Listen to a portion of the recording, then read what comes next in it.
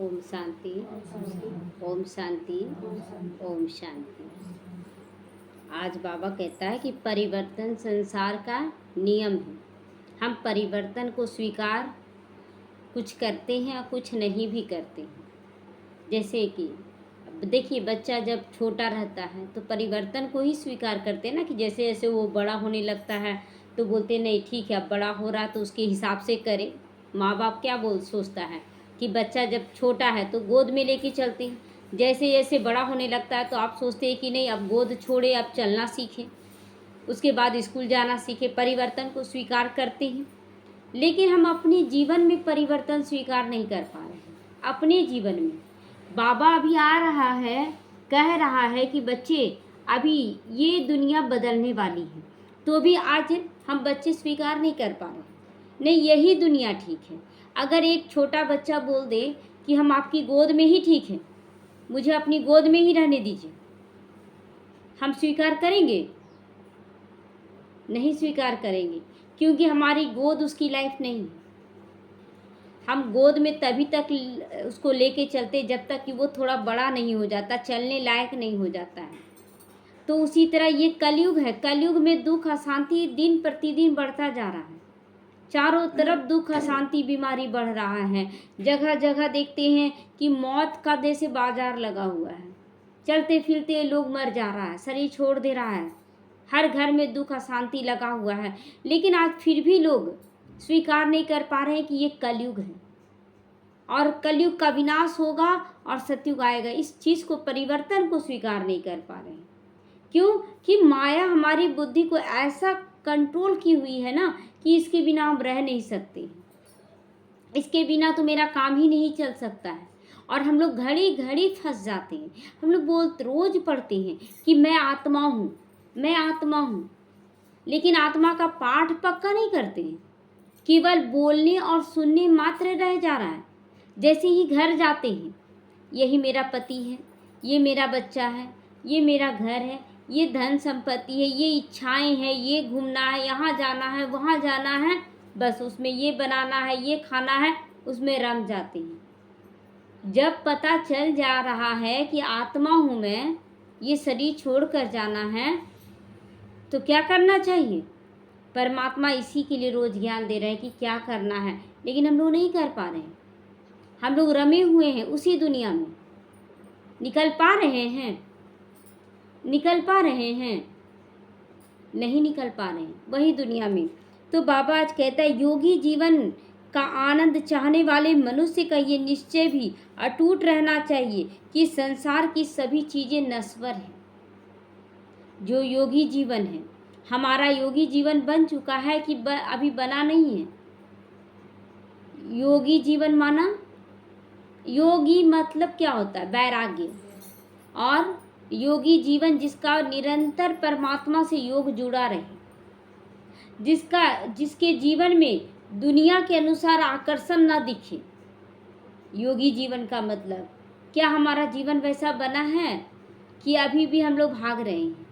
सब कुछ नश्वर है, ये जान रहे हैं हम लोग कि कुछ भी रहने वाला नहीं है। और इसी फंसे हुए के कारण ही अगर कोई शरीर छोड़ देता है, रोज आप अपनी अमृत बेला कर रहे हैं, रोज आप मुरली सुन रहे हैं, लेकिन जैसे ही कोई शरीर छोड़ता है तो रोना पीटना शुरू, भगवान आप क्यों नहीं बचाएं, हम तो अमृत बेला कर रहे थे, हम तो मुरली क्लास कर रहे थे, आप इसको क्यों नहीं बचाएं?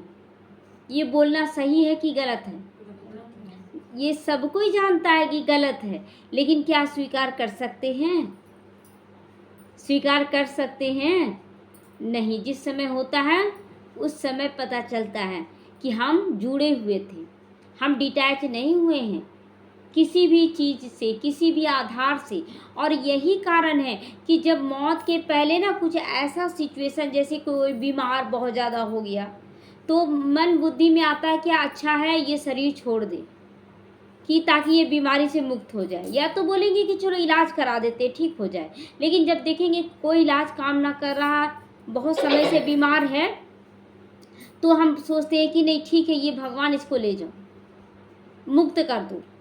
तब ये स्वीकार करते जब उसको बहुत ज़्यादा कष्ट में देखते हैं। क्या कष्ट से पहले हम ये स्वीकार नहीं कर सकते हैं कि बाबा समय से इसको ले जाओ अच्छे से। ये भी तो बोल सकते हैं कि इसको कोई कष्ट ना हो। जब बहुत ज़्यादा कष्ट होगा तब हम उसको छुट्टी देंगे, बिना कष्ट के छुट्टी नहीं दे सकते हैं। यही दुख का कारण है।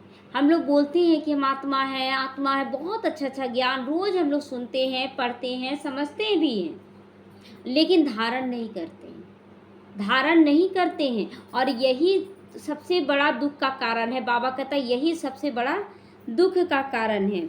यहाँ का जो भी आप देख रहे हो, धन संपत्ति वस्तु वैभव, सब नश्वर है, सब खत्म हो जाने वाला, कुछ भी नहीं बचने वाला है। अज्ञानी मनुष्य इस बात को भूल जाता है। क्या ज्ञानी मनुष्य जान पाता है? ज्ञानी मनुष्य जान रहा, फिर भी क्या उसको समझ पाता है, उसको जीवन में ला पाता है? अभी रोज हम लोग ज्ञान सुन रहे हैं। क्या हमारे सामने अगर ऐसा परिस्थिति आ जाए, कोई शरीर छोड़ दे, कोई बीमार हो जाए, उस समय क्या सोचेंगे? क्या सोचेंगे? ठीक हो जाए, लेकिन दुख की फीलिंग में कि सुख मतलब बाबा की याद में कर पाएंगे? कोशिश करेंगे ना, लेकिन अभी तक पूरा आत्मिक भाव तो नहीं आया। क्यों? कि देखिए, हम जब समझते कि मेरा बच्चा का तबीयत खराब हुआ तो हम दुखी हो जाएंगे, मेरे बच्चे का तबीयत खराब हुआ तो हम दुखी हो जाएंगे, और किसी और के बच्चे का तबीयत, दुख व्यक्त जरूर करेंगे कि हाँ उसका भी बच्चा ठीक हो जाए, लेकिन वो दुख की फीलिंग नहीं आएगी। क्यों? क्योंकि वो थोड़ा दूरी है उससे। ये मेरा बच्चा है, और यही तो फीलिंग निकालना है कि मेरा बच्चा, इस फीलिंग से निकलो। हाँ चलो, किसी और का बच्चा, वैसे ये भी एक बच्चा है, ये फीलिंग ले आएंगे अगर अभी से कि मेरा कुछ भी नहीं है, मैं आत्मा हूँ, तो ये सारा दुख का जो जड़ है ना वो समाप्त हो जाएगा। जिस दिन हम पूरी तरह से समझ लें मैं आत्मा हूँ, तो सारा दुख का भाव ही समाप्त हो जाएगा। होगा कि नहीं? लेकिन आज फंसे हुए हैं, और कमाओ और करो और करो। किस लिए? किस लिए ये दौड़ा भागी? किस लिए ये कर रहे हैं? कभी विचार सागर मंथन करते हैं? लोग सोचते ना और चाहिए और चाहिए। किस लिए चाहिए? किस लिए चाहिए? तो लोग बोलते ना कि आने वाला समय हमारा सुखी हो जाए, बहुत अच्छा जीवन हम व्यतीत करें। अच्छा, क्या गारंटी है? गारंटी है कि हम जिएंगे? फिर क्यों भागा दौड़ी? केवल आज में जी नहीं रहे हम लोग। अभी देखिए कि कल ही का कहानी, दो लड़का था, रास्ते के साइड में वो खड़ा होकर बात कर रहा था, बीच रोड में नहीं। अचानक से एक बस आया और उसको मार के चला गया, दोनों स्पॉट डेड। हाँ, तो बताइए कहाँ गारंटी है? कहाँ गारंटी है हमारे जीवन जीने का? और हम लोग सालों का उम्मीद करके बैठे हुए हैं कि पैसा रख रहे हैं ताकि हमारा आने वाला कल ठीक हो जाए। अगर आज हम अच्छा कर रहे हैं ना, तो कल श्योर है अच्छा होगा, श्योर है अच्छा होगा। लेकिन हम लोग कल में जीवन जी रहे हैं। आज भी इतना ज्ञान सुनने के बावजूद हम लोग कल में ही जीवन जी रहे हैं, और यही सबसे बड़ा दुख का कारण है। तो इस बात को व्यवहार में नहीं लाते हो, इस बात को हम व्यवहार में नहीं लाते हैं, बस समझ रहे हैं। लंबा चौड़ा किसी को अगर ज्ञान सुनाना है ना, तो आधा पौना घंटा भी अगर किसी को बोलने के लिए बोला जाए ज्ञान पर, आप पूरा सुना देंगे, पूरा सुनाएंगे कि ऐसे ज्ञान है, ऐसे करना है, ऐसे करना। आप अपने ऊपर कितना अप्लाई कर रहे हैं, अपने जीवन में कितना धारण कर रहे हैं, इसी से न परिवर्तन होगा। सुनाने से तो आज द्वापर से इतने सारे धर्म स्थापक आए, तो कलयुग क्यों आ गया? क्योंकि वो परवचन मात्र था। परवचन, राम ऐसा करके गए, कृष्ण ऐसा करके गए। कोई किसी ने ये नहीं कहा कि तुम ही राम हो, तुम ही कृष्ण हो, किसी ने नहीं कहा। और अभी परम पिता परमात्मा आकर कहते बच्चे तुम ही राम बनो, तुम ही कृष्ण बनो। चेंज हो गया ना? तो हमें बनने के लिए हमें वैसा ज्ञान धारण करना होगा। हमें केवल सुनना और सुनाने का काम नहीं करना है। पल पल योग युक्त अपने अंदर, मतलब गहराई में जाएं अपने अंदर, और विचार सागर मंथन करें। जो भी कार्य है उस पर विचार सागर मंथन करें कि इसके हम ये जो कर रहे हैं क्या भाव से कर रहे हैं, देह भान में कर रहे हैं कि आत्मिक स्थिति में कर रहे हैं। एकदम पर हमेशा, पर सेकंड, पर मिनट हम लोगों को यही चिंतन करना है हम बच्चों की केयर कर रहे हैं, बहुत अच्छी बात है, बच्चों की केयर करनी भी चाहिए, हमारी रचना है। लेकिन बच्चों की केयर में हम इतने उलझ जाते हैं कि जब बच्चे परेशान करते ना, तो हम उसी बच्चे को बोलने लगते बहुत बदमाश है, बहुत ख़राब है ये बच्चा। क्यों? क्योंकि हम उसमें ज़्यादा इन्वॉल्व हो रहे हैं, हम उसमें ज़्यादा पढ़ रहे हैं। उसके किसी बात को हम स्वीकार ना करके सोचते वो मेरे अनुसार करे। क्यों करे मेरे अनुसार? क्यों करेगा मेरे अनुसार? वो गुलाम थोड़ी हमारा है, वो रचना है, गुलाम नहीं। तो हम गुलाम बनाने की कोशिश करते हैं बच्चों का, उसको रास्ता दिखाएं, अच्छे संस्कार भरे, गुलाम ना बनाएं। इस समय पढ़ो, इतना पढ़ो, इतना छोटा सा बच्चा और इतना बोझा लाद देते। पहले इतना पढ़ाई था, पहले था पढ़ाई, और पहले इतना दुख भी नहीं था, इतना बीमारी भी नहीं था, इतना भागा दौड़ी भी नहीं था। क्यों? आज जो ये सब मीडिया ये सब बन गया है ना, मोबाइल टीवी ये सब, लोग पढ़ पढ़ के जितना भाग रहे उतना ज़्यादा शांति अपने जीवन में ला रहे हैं, जितना ज़्यादा। और ये सारा आधार कुछ समय का मेहमान है, कुछ समय का मेहमान है। लोग सोच रहे हैं ना हम बच्चों को बहुत अच्छा लाइफ दे रहे हैं, बहुत अच्छा लाइफ दे रहे हैं। अरे लाइफ तो वो लेकर ही आया है, अपना भाग्य, बस उसको थोड़ा सा हवा देने का है। हाँ तुम ठीक करो, लो हम ये दे रहे हैं, बस थोड़ा सा सपोर्ट। माँ बाप बने हैं ना, थोड़ा सा सपोर्ट। लेकिन ये नहीं इतना ज़्यादा सपोर्ट हम करने लगे कि बच्चा ही भारी हो जाए, कि हम क्या करें क्या ना करें। और यहाँ तक कि माँ बाप ऐसा भी कर रहे हैं ना कि बच्चे को अगर डॉक्टर बनना है तो बोलते हैं कि नहीं तुमको इंजीनियर बनना है। कोई बोलता है कि हमको बिजनेस करना है तो बोलता है नहीं तुमको तो नौकरी करना है।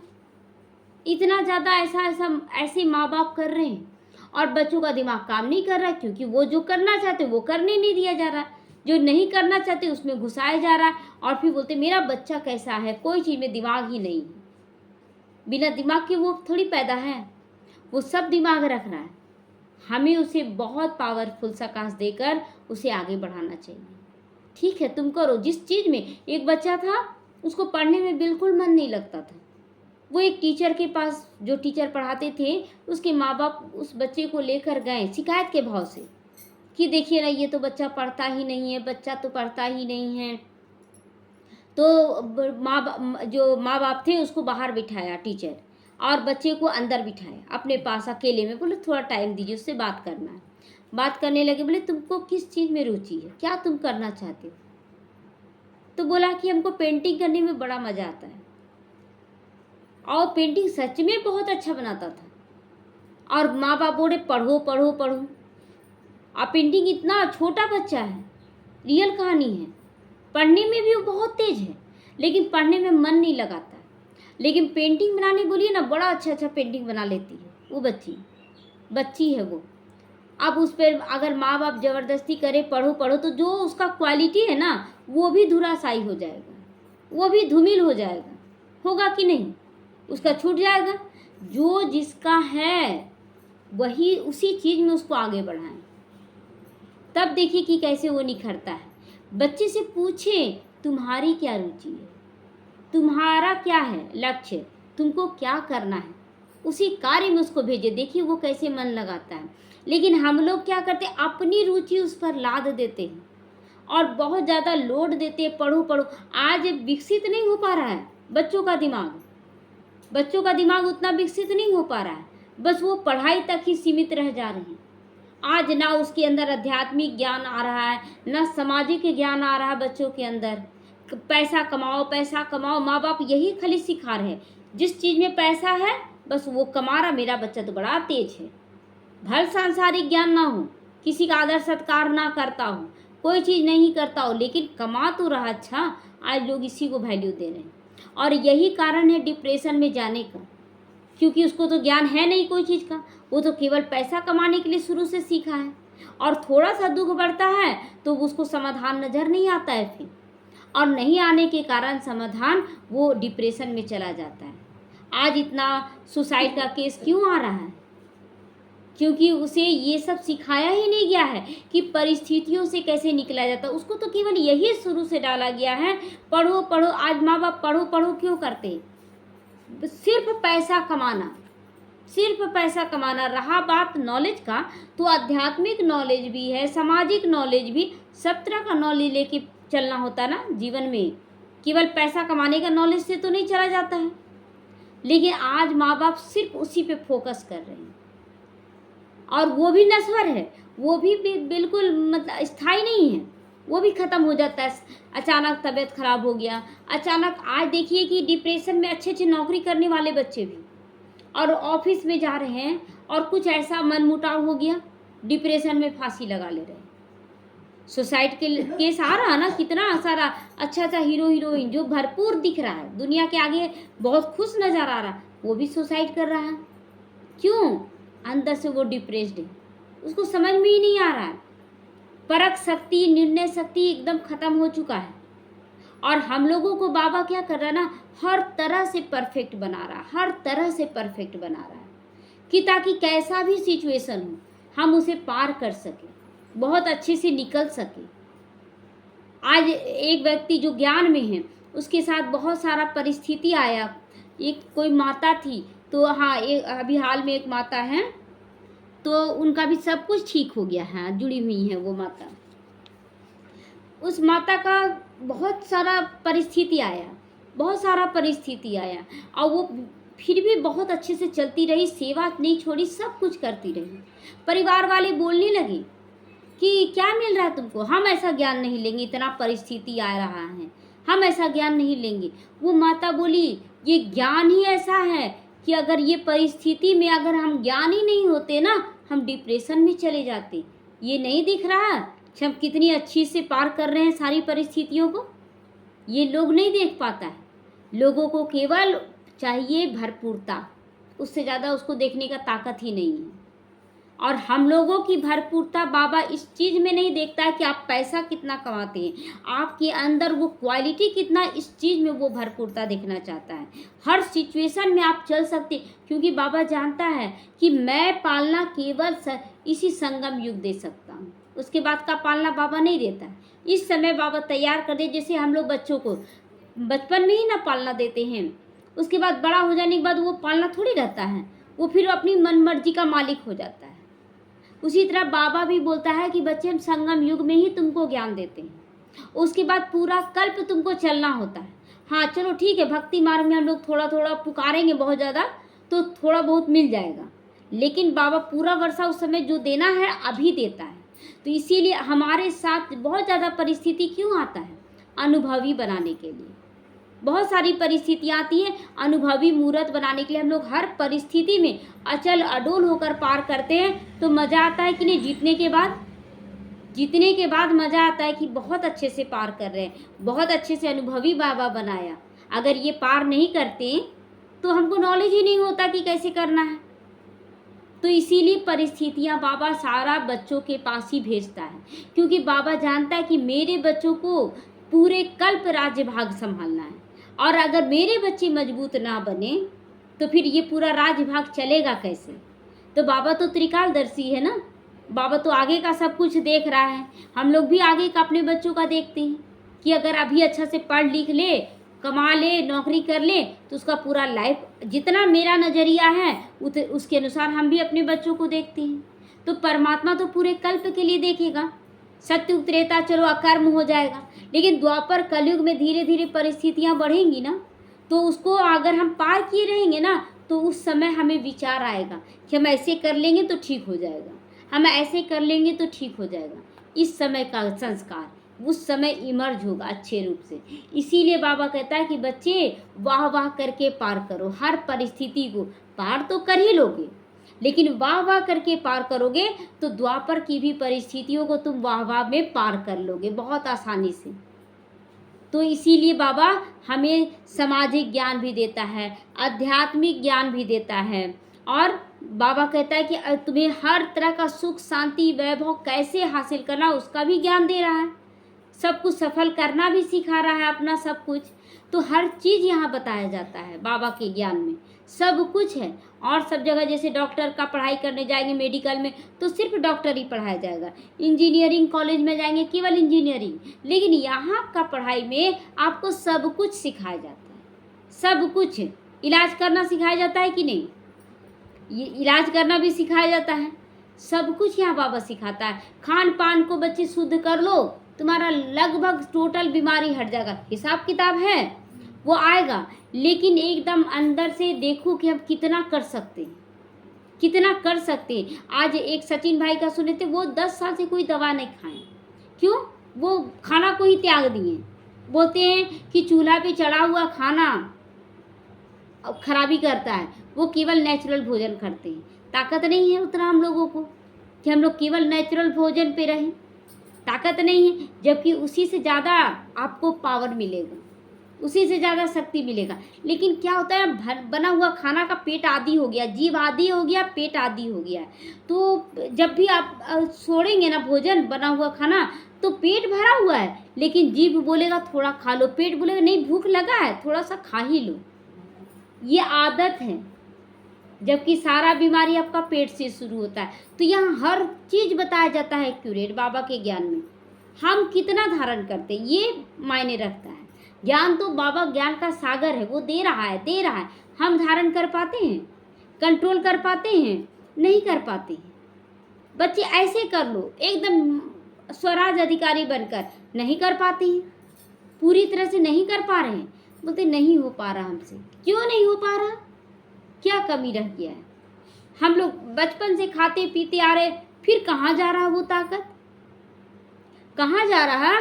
जब आप चिंता करते हैं, जब कोई हल्का सा भी संकल्पों में गलत करते हैं, वो सारा 63 जन्म से हम लोग करते आए, वो छीन लेता है ताकत। इतना ज़्यादा हम ताकत गंवा चुके हैं, वो ताकत छीन लेता है। और वही अभी खा रहे पी रहे सब कुछ, लेकिन वो ताकत अनुभव नहीं कर पाते हैं। तो इसलिए बाबा बोलता है ना कि बच्चे मुझे याद करो, तब मैं तुम्हारे पापों को पहले भस्म करूँगा। इसीलिए बाबा को बहुत दिल से आत्मिक स्थिति में याद करना है, ताकि पाप भस्म हो। पाप हमारे को स्वस्थ बनने नहीं दे रहा है, पाप हमें मजबूत बनने नहीं दे रहा है। और यही बाबा जानता है, इसीलिए बाबा कहता है बच्चे मुझे याद करो। मतलब अपने को चार्जिंग बोर्ड से कनेक्ट कर लो, बाबा से कनेक्ट हो जाए हम लोग 24 घंटे एकदम आत्मिक स्थिति में। कोई चीज़ में लगाव झुकाव नहीं, किसी से कोई टकराव नहीं, किसी के अभाव में नहीं, कोई तरह का नहीं, एकदम डिटैच हो जाए। लेकिन नहीं हो पा रहे। यहाँ सुनते सब कुछ है, समझते सब कुछ है, घर जाते हैं भूल जाते हैं, भूल जाते हैं कि नहीं।